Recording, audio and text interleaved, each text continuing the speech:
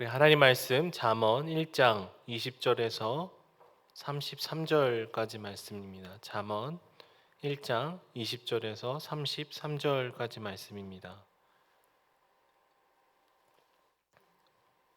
제가 말씀을 읽도록 하겠습니다. 지혜가 길거리에서 부르며 광장에서 소리를 높이며 시끄러운 길목에서 소리를 지르며 성문 어귀와 성중에서 그 소리를 발하여 이르되 너희 어리석은 자들은 어리석음을 좋아하며 거만한 자들은 거만을 기뻐하며 미련한 자들은 지식을 미워하나니 어느 때까지 하겠느냐. 나의 책망을 듣고 돌이키라. 보라, 내가 나의 영을 너에게 부어주며 내 말을 너에게 보이리라.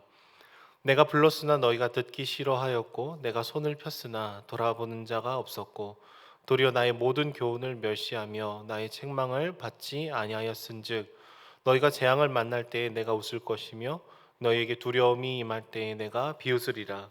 너희의 두려움이 광풍같이 임하겠고 너희의 재앙이 폭풍같이 이르겠고 너희에게 근심과 슬픔이 임하리니 그때 너희가 나를 부르리라. 그래도 내가 대답하지 아니하겠고 부지런히 나를 찾으리라. 그래도 나를 만나지 못하리니 대저 너희가 지식을 미워하며 여호와를 경외하기를 즐거워하지 아니하며 나의 교훈을 받지 아니하고 나의 모든 책망을 없인 여겼음이니라.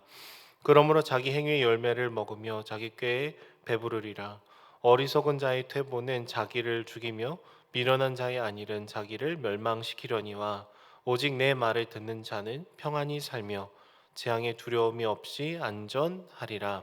아멘. 예전에 제가 수영을 처음 배울 때 기판을 들고 물장구를 치는 것부터 이제 동산 고등학교 수영장에서 수영을 배운 적이 있었습니다. 그래서 수영에 대한 관심이 생긴 다음부터 어떻게 다음 영법을 할 수 있는지를 유튜브를 찾아서 이렇게 보곤 했는데요. 굉장히 초보일 때 옆 레일에서 이렇게 접영을 하시는 분들이 굉장히 멋있어 보이는 거예요. 그래서 유튜브에서 찾아봤습니다. 접영을 잘하는 법. 그랬더니 이제 설명을 잘 해주시더라고요. 동영상을 찾아보고 이제 모니터 앞에서는 저렇게 하면 그냥 되는구나. 그래서 제가 그 다음날 자유 수영 시간에 가서 접영을 시도를 해봤습니다. 어떻게 됐을까요? 물만 왕창 먹고 물 밖으로 바로 나왔습니다. 분명히 동영상을 꽤 봤어요. 이렇게 하면 되겠다 느낌이 왔어요. 근데 머리로는 다 알고 이해가 되었다고 생각을 했는데 막상 그 수영장에 가서 해보니까 뭐 호흡도 안 맞고 뭐 웨이브도 할 수 없고 뭐 여러 가지 부족한 게 이렇게 드러난 것이죠. 생각보다 쉽지 않았습니다. 여러분, 우리가 보통 무엇인가를 안다라고 얘기할 때 우리는 지식을 이해를 할 때가 종종 많습니다. 내가 머리로 알고 그 개념을 이해하면 내가 그걸 안다. 내가 사랑이라는 것을 안다. 뭐 이렇게 생각을 할 수 있겠지만 우리가 진정으로 무엇인가를 안다라고 고백을 할 때에는 머리뿐만 아니라 그것이 우리 삶에 체득이 돼서 체화가 될 때 우리가 그것을 진정으로 안다라고 얘기를 할 수 있겠죠. 오늘 우리가 읽은 이 잠언 1장에서는 지혜라는 것이 마치 하나의 인격처럼 얘기를 하고 있습니다. 소리를 치고 있다라고 오늘 말씀 본문에 기록을 하고 있죠. 1절 말씀을 보시면 지혜가 부르며 뭐 소리를 지르며 소리를 발하여 이른다라고 오늘 이 1장의 말씀 가운데 기록이 되어 있는데요. 특별히 이 히브리어 중에 무엇인가를 알다라는 단어는 야다라는 단어인데요. 이 단어는 지적인 깨달음을 넘어서서 우리의 온 인격이 체험으로 아는 것을 비로소 안다라고 얘기를 하는 표현입니다. 하나님이 우리에게 베풀어 주신 지혜는 우리 전 인격이 주님의 그 말씀 앞에 반응하고 듣고 순종하고 걸어갈 때 그때야 우리가 하나님의 말씀을 듣고 있다, 알고 있다, 따르고 있다라고 얘기를 할 수가 있다라는 것이죠. 하지만 하나님의 지혜가 손을 내밀고 우리를 향해서 외쳐 부르고 있지만 오늘 말씀 보시면 어리석은 자들은 듣지 않고 거절한다라고 얘기를 하고 있어요. 하나님이 말씀하시는 이 진리를 다양한 이유에서 듣지 않고 거절하는 것이죠. 요새 우리가 하나님의 말씀을 듣지 않는 데는 여러 가지 이유가 있을 수 있겠습니다. 뭐 젊은 친구들을 만나보면은 절대적인 진리라는 것이 없다. 모든 것은 다 상대적인 것이 아니냐. 그래서 포스트 모더니즘적인 생각의 흐름들이 생각보다 많이 흘러 있을 때가 참 많이 있습니다. 뭐 절대자를 부정하고요. 절대적인 진리 자체를 인정하지 않는 흐름으로 나아가는 것이죠. 그리고 어떻습니까? 개인의 이 취향을 막 절대화시켜서 서로 지켜줘야 되는 얘기를 할 때가 참 많이 있습니다. 그러니까 어떤 기준도 우리를 올가맬 수 없다는 또 다른 절대 진리가 그들 가운데 있지만 잘 보지 못하게 되는 것이죠. 오랜 시간들 속에 또 사람이라는 존재는요, 우리 스스로가 늘 왕이 될 때가 참 많다라는 것을 또 보게 되는 것 같아요. 다른 사람이 아무리 좋은 얘기를 해줘도 내가 동의하고 내가 듣기를 선택하지 않으면 절대로 그 말이 우리에게 다가오지 않습니다. 우리는 나름대로 생각이 있고요, 주관이 있습니다. 그래서 타인의 말이 우리의 마음에 와닿는 것은 생각보다 어렵다라는 거예요. 하나님의 지혜는 여러분 분명히 죄로부터 우리를 돌이킵니다.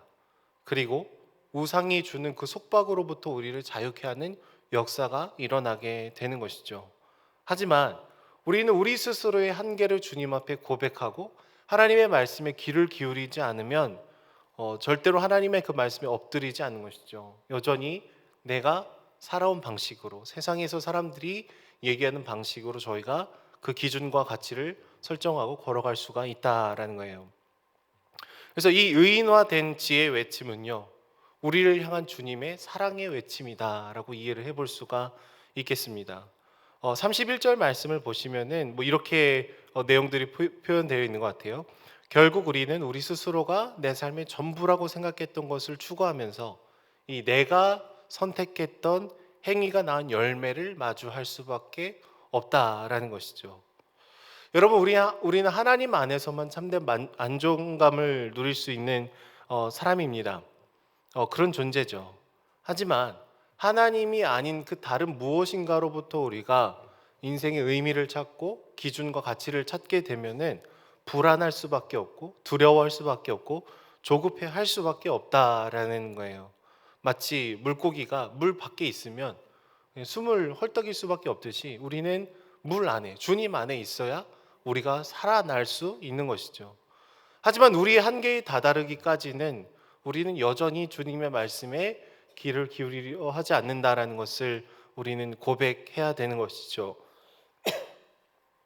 그래도 감사한 것은 여러분, 우리가 하나님의 말씀을 읽을 때마다, 기도할 때마다, 예배를 드릴 때마다 우리에게 깨달음을 주시고 우리에게 말씀을 주시고 우리에게 그 말씀을 들리게 해주시는 성령께서 우리와 언제나 함께하고 계시다라는 거예요.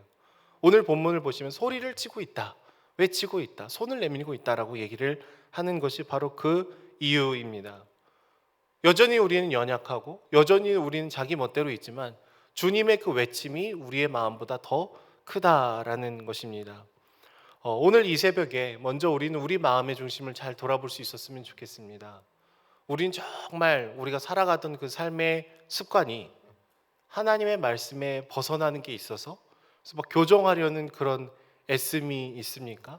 힘들고 버겁지만 믿음으로 한 발자국 내딛는 그런 열심이, 노력이 우리 안에 있다면 그것은 정말 우리가 바르게 걸어가고 있다라는 것이죠.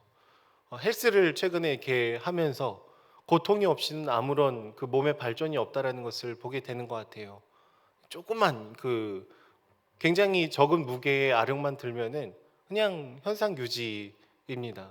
근육이 찢어지고 그것이 다시 채워지는 그 고통의 과정들을 계속해서 보낼 때 우리가 이게 성장해 가는 것을 보게 돼요. 하나님의 말씀으로 우리가 살아간다라는 것도 비슷하지 않을까 싶습니다. 하나님의 그 말씀의 기준을 저희가 듣고 순종하고 그 지혜를 따르면 우리가 포기해야 되는 것들도 있고 우리가 훈련해야 되는 부분들도 분명히 있습니다. 그러나 더 명확하게 우리가 성장해 나갈 수가 있다라는 것이죠. 하루하루의 삶을 보면 우리가 과연 깊어지고 있는지를 돌아볼 필요가 있겠습니다. 때로는 말씀을 읽을 때 나에게 걸리고 불편한 메시지들이 여전히 있을 수 있습니다. 하지만 그것을 선택적으로 청취하는 게 아니라 그대로 받아들여서 우리가 듣고 나아가는 그리고 순종하는 열매를 맺기를 소망합니다. 우리가 말씀을 듣고 하나님이 주시는 그 지혜를 따를 때에는 여러 이렇게 부담감들이 찾아오게 되는데요. 이 하나님의 말씀을 정말로 따라서 우리가 살 수 있을까에 대한 현실적인 고민이 들 때가 있는 것 같아요. 왠지 우리 옆집 엄마를 만나고 오면 우리 아이 과외를 시키지 않으면 안 될 것 같은 그런 불안함이 들어오게 될 때가 있고요. 승진하는 우리 동기들을 보면은 왠지 나는 이렇게 자아가 쪼그라든 것 같은 그런 느낌이 들 때도 있는 것이죠. 그저 하나님의 말씀이 진리고 그것이 유일한 지혜이고 섬기고 낮아지고 희생하고 헌신한다라는 것이 우리 삶에 진짜로 느껴지기 위해서는 끊임없이 우리가 믿음의 눈으로 말씀을 보고 우리 삶을 해석해 내려는 노력이 필요한 것입니다. 21절 말씀을 보시면 하나님의 지혜는 시끄러운 중에서도 소리를 바란다라고 얘기를 하고 있어요. 여전히 우리를 향한 여러 소음들이 들리고 유혹도 들리고 그렇지만 우리를 향해서 불러주신 주님의 그 부르심이 더 크다라는 것이죠. 바라기는 수많은 이야기들 속에서 주님의 음성을 듣고 순종하는 저와 여러분들이 되기를 소망합니다. 최근에 나온 이어폰들 중에 노이즈 캔슬링이라는 기능을 갖고 있는 이어폰들이 있습니다. 그냥 노래를 듣는 게 아니라 노래를 들을 때 방해가 되는 소음들을 이렇게 단추를 누르면 소음들이 사라지는 거예요. 그러니까 내가 듣고 싶어하는 그 음에만 집중할 수 있게끔 소음들을 없애주는 것이죠. 우리의 인생도 비슷하지 않을까 싶습니다. 여전히 우리에게 다가오는 세상의 템포에 따라서 세상의 그 욕구에 따라서 뛰어야 되고 변해야 되고 더 많은 것을 가져야 된다라고 얘기하는 그런 흐름들 속에서 우리가 하나님의 그 부르심과 그 인도하심만을 집중하며 나아가는, 그래서 지혜를 따르고 순종하는 저와 여러분들이 되기를 소망합니다. 기도하겠습니다. 사랑해 주님, 여전히 우리를 사랑해 주시고 날마다 우리를 향하여서 외쳐 주시고 주님의 말씀을 보여 주시니 주님 감사합니다.